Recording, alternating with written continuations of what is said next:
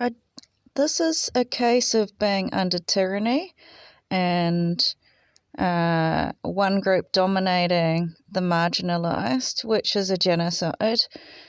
That definitely in my past I was thriving and just got destroyed through domestic violence, a violent home invasion.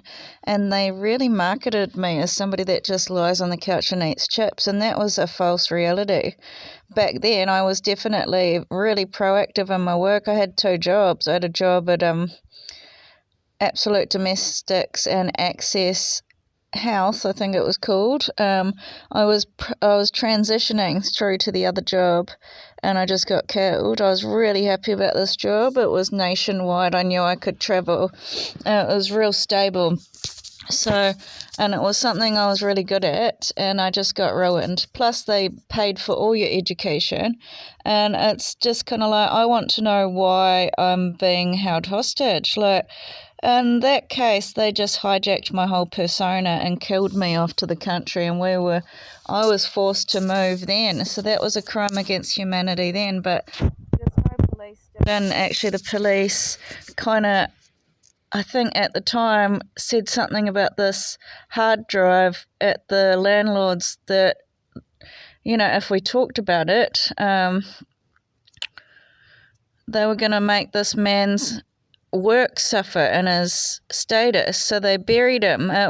I think that was government corruption, So, and I got left with a disfigured face, and the police kept denying me any investigation, and I just was left with this hanging face, and I had to go off and fix it myself. There was no doctors helping me. I went to numerous doctors, as my mum was like, well, we've got Medicare here, go to the doctor and get everything tested. And I did. I had a massive file of all the testing I had, MRIs, everything. Like, all the nurses said you need an MRI because my eyes were purple. I was in excruciating pain, and we had a garage outside in Chelsea, and I sat outside and I seen the mirror, and I just about died. I did not look like Jenny at all. As I remember, I looked like a very elegant woman, and I had a bit of a cheeky personality, but I was still, I was a very sensible person, so I was really polite to most people. If I didn't know you, I wouldn't just be rude and cheeky unless I really knew you.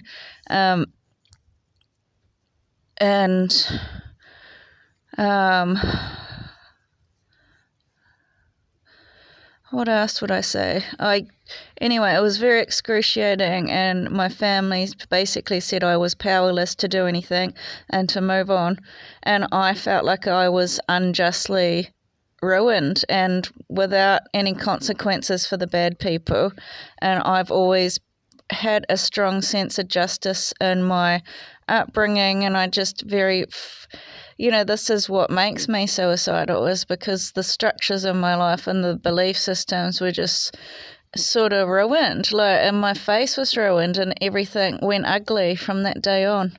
It's like the more and more they've tested all these things on me to make me uglier and aged and ruined, the more and more they exploit me in public as ugly and put me all online. And the more and more I work towards my goals, the more and more these women influencers seem to steal it off me and copy what I'm doing and just keep persecuting me worldwide with a toilet video. And now China's built this massive worldwide wall, which is just of all the greatest women of the world. And it's like, I don't understand why I'm being this much controlled and oppressed. And on top of that, there's injections that have been done into me, and I don't know if it's a tag, because I'm always harassed. No matter where I am, they seem to start bombing this toilet video and sex tapes and all over, all this hatred in communities wherever I go. It's happened even years ago in Australia when I first got there after abuse. It was like these young cops were following me around going, prove your worth, prove your need for existence, like treating me like I was a cockroach. and I'm a battered woman. I've been so unjustly treated, so I had to repair myself. Everything I've done is on my own. Like, I repaired myself, and now they're just trying to ruin my eyes with chemicals. They've genital mutilated me, so that's destroying me, a total destruction out of everybody in society that I've known in this country, which is honor violence, like making somebody else look that they're pure and innocent and making me look like I'm trashed and used up, which is definitely some sort of twist on reality, because I didn't have sex to have a big loose vagina. That was done unnaturally, and most of this war has been unprovoked on me. I haven't done anything to anyone. I've maybe offended people when I stand up for myself, and I can be quite mouthy if I have to be. But most of the time I'm very, very polite, and I've got etiquette, and I know how to speak to people. And if you're kind and nice to me, I'm kind and nice back. I'm not going around being trash in the community. I'm not going around being like, oh, I'm a fucking double oh, throw a big penis at me. I'm not like that at all. Like, the thing is I have not had any peace or any respect since this has happened, and they seem to have sold my video to some producers in America and have been destroying me and the culture, as ape shit and all this stuff. And it's just really heartbreaking, because it's like, actually, I read that in witness support, if you've been politically harmed by political families, you should get witness support. But I'm not taken seriously because of this ongoing rhetoric on mentally ill, and it's like another form of control of. So you cannot control somebody out of every. I haven't been allowed to talk to absolutely anyone I know, and for almost, I can't even think, like 7 years I try and talk, and my communications are interfered with. Then they seem to be on some media talking about me, and it's like, hang on, but you were my connection. So they just seem to be buying people from under me. I'm being removed from my own country, but then they seem to be putting me in this horrible situation of my ex's self-worth. And it's like, but the cruelty of this is that this is my intellectual property that I've had to learn in my journey. But if you've been completely ruined, how can I live up to a standard that I've learnt? Like, that's me at my highest standard, is creating self-worth. But you cannot do that if you are kept in poverty, and that was a man-made disaster that they've caused. And then they've put all this stuff online that I'm a fucking pog, and that's what I was crying out for, bullied years ago. I just said I'm being bullied, that I'm fucking ugly every day, and then to find out they're actually trying to make out that I'm some completely different character. I'm tried to keep my dignity and be as as humane as I can under this horrible situation, but I'm treated like an animal. They're brutally attacking my ass and vagina to erase me from a culture, and then trying to market their woman as very elegant on like Tiffany and on these cola and on these Americanized ads and Chinese church. So it's very cruel. It's just basically destroying one woman that was elegant and ruining her to a point where she has to be like a beggar, and then the other women are treated so elegantly and refined. But, it's when you've got a hierarchy of needs to self-actualize and really get to the top, you can't, you really need it's like building a house. You can't just have security, warmth, and protection. There's a lot that goes into building that, isn't it? So you got to put your foundation, which is digging right to the bottom, to start the foundation and structure and stability. And that's what they've ripped out right from the bottom. Like, every relationship I've had, every core values has been destroyed. Like, my family meant a lot, and I got a pretty big family. They just went in for the kill, and I think the government has done that with blackmail, or the mafia. I don't know at this stage what's the difference, but they destroyed all of that with blackmail over property, I think, and assets, seizing assets if they didn't comply. I have lost all belief in myself because of the hatred out in public, and because even when I don't eat, my body has given out through all the I think it's through all the exposure to chemicals and through poisoning in my stomach and they seem to have got some sort of parasite fetish, like putting parasites in my drinks and food, so I feel like I'm dying or something, and it attacks all my liver flank, and then it's like you worm yourself and you come right. And they seem to be having some sort of fetish doing that to me. I don't feel safe anymore. I don't feel human. I feel like my whole life just got hijacked for 7 years, and everywhere I go, every home, they want to film me. Everything I eat, they want to film it. They want to see what I eat. They want to see my habits. But before, my skills are pretty, up there. Like, I can cook, pretty good cafe food. I've worked at places like Vivace, where else? I can't remember the names of it. My mum's friend, she owned a cafe bar, and I used to make all the cafe food in the morning, like the scones, the muffins, the quiches, the pies, I just used to do a lot of work for her cafe. It was part of some other building, and then I used to do this other job with corporate food, catering, and what else did I do? I'm pretty sure I've worked at other cafes. I'm pretty sure I worked at some overseas too.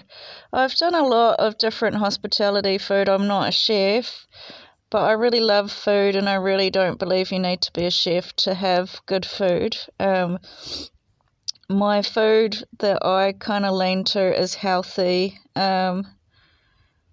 sort of vegan-y, vegetarian, or real highly nutritional food. I've had to cook with a lot of coconut and almond flour, things like this, like not normal cooking anyway.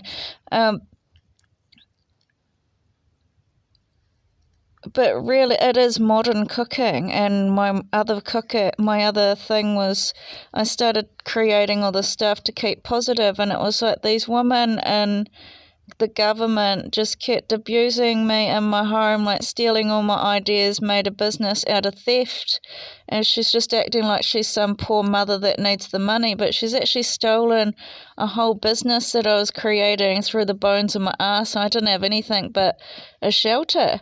And I was doing so well at my art, and they've just ruined, I feel like, my chance to be happy and creating a life again has been ruined all over again. I'm just this ongoing target to keep being ruined. And then I got to, what else? I'm not this person that they're making me out to be, this spinner loser. Like, they've gone on that I'm this person for so long, but it's like, why would I be working at a place like Access Health?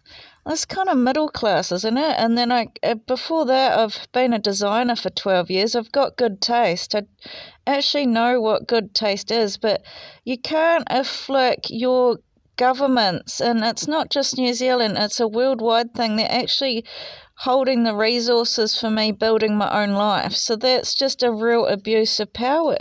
So what am I meant to do? So I can create a lot in my life. I can create, I'm a designer. I've got a lot of skills when it comes to cooking. I've got a lot of skills when it comes to organising homes and cleaning. I've done a lot of organising rich people's lives, like being kind of like a assistant, organising all their clothing. Like, I used to do a lot of this, and I'm pretty sure that's how Kim Kardashian started. I was doing so much of this work, like looking after people. It wasn't just cleaning. It was one lady I always had to, she always wanted this dish with this pasta and this salmon, capers, and creme fraiche. And it was quite an easy dish, but she loved it, and I had to go and get this every day for her, and all the shopping, and I had to help her with her real estate, set up all the housing so it was all clean.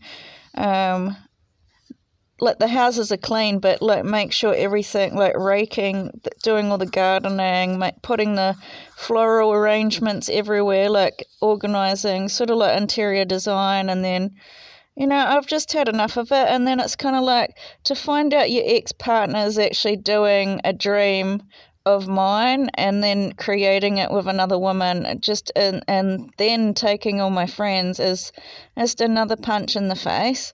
So I remember creating all this stuff on Pinterest and wanting him to create it with me, and it seems to be what they're doing, which I've just had enough of it. I would like my own identity from these people. As it just seems to be I have to keep giving away the wealth of my life to this family of all my innovations and stuff, and then the government seems to have done a worldwide apartheid and made me a ghost citizen so that this girl can be some global citizen and I'm lost forever. But to bring heart into this situation and spirituality, my past has been spiritual. I've done a lot in the laws of Dharma and Karma and spiritual teachings through different sort of places that were teaching it. I've gone to quite a few, like Lawson, Bracewell. I've gone to Pasha Centre, all these different amazing places. And then they also blocked me. I wanted to get a job. The links I went to, I called my ex to ask him to be a DJ, because they seem to be blocking the mainstream. I did everything to get back into aged care. I've got a certificate. I did everything to get into a cafe job all over Geraldine. I got into a job, and then that Brittany girl came and told them I'm fucking ugly.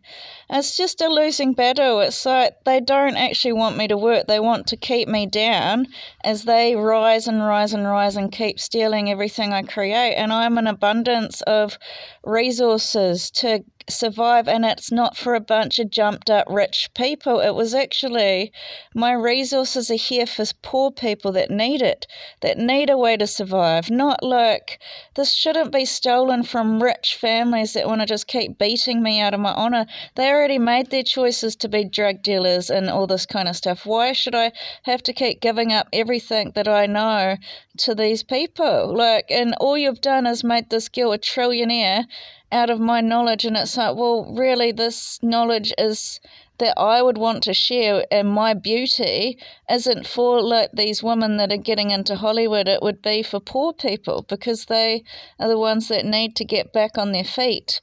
And that's what I've had to learn my whole life, is to keep good karma with people, which I do, but they have destroyed that through a lot of lies. And then also keep your head grounded on your goals. But I can't, no matter how much I try, it's all being ruined all the time. It's not just that. I went on foot for CVs. I went to all these disability places, and then it's just like you learn later they're actually hijacking my whole identity. They've actually hijacked my emails. They've got halls of fame, which is identity theft, which is all to do with love, because they want to erase love out of my life. And then to find out that I might have been injected with HIV in my tent or whatever is terrifying. It's because they keep threatening me that I've got HIV, and it's I don't, they're just doing everything to stop love, and my real values were about children and my generational wealth. So they've gone and made sure they've got hold of all the children in my life and ruined and severed the ties, and it's heartbreaking, especially my new nieces, because that was my hope, because I knew if I've got leukemia, I can't have kids. So my hope is my sister's children. It looks like this Asian invasion they've gone and taken all the children out of my families too. It's really heartbreaking for me. Nobody's listening to me, and it's like, what am I treated like a black woman? Like, I came from a black community, and I don't see them as lower class. Like, some of them are lower class because I don't know why they've just gone into a violent family or they've had bad things happen. But would I say it was because they're black? I'm not really sure about that because, to be honest, our community in Christchurch was not very racist at all. It was very welcoming to people of every walk. So it's like I didn't look at them like Maoris or black people. They were just people to me. We were all just people. We were all kids. We were all just growing up, and you don't see this stigma. Do you know what I mean? You learn that as you're an adult. You learn racism as you're an adult. But no, my experience from my school back in the day was most of the Māori were quite genuine people. Like, they're quite open-hearted and just quick to have a joke and a laugh, and quite generous people, really, if you really know them. But I mean, if you're going to be under a lifetime of stigma, I'm pretty sure it doesn't bring out the best of anyone. And that's what I'm starting to see, is that before they came along and decided to put me in this box, I was thriving.